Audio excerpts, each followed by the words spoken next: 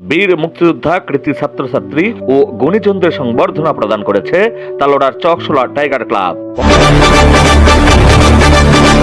পরে একই সভা মঞ্চ থেকে পুরস্কার প্রদান করা হয় ক্রীড়া প্রতিযোগিতার বিজয়ীদের।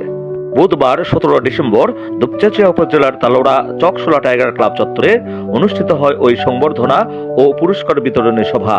সভায় সভাপতিত্ব করেন তালোড়া ইউনিয়ন পরিষদ চেয়ারম্যান ও ক্লাবের উপদেষ্টা সদস্য আলহাজ মেহেরুল ইসলাম। চকশোলা টাইগার ক্লাবের সাধারণ সম্পাদক মুজিবুর রহমানের সঞ্চালনায় সভায় প্রধান অতিথি হিসেবে বক্তব্য দেন দুপচাঁচিয়া উপজেলা নির্বাহী অফিসার শাহরুখ খান।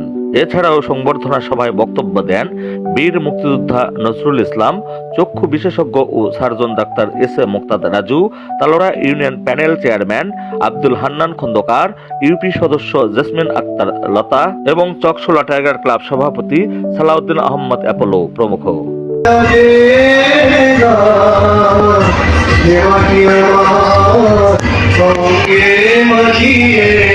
দেওয়া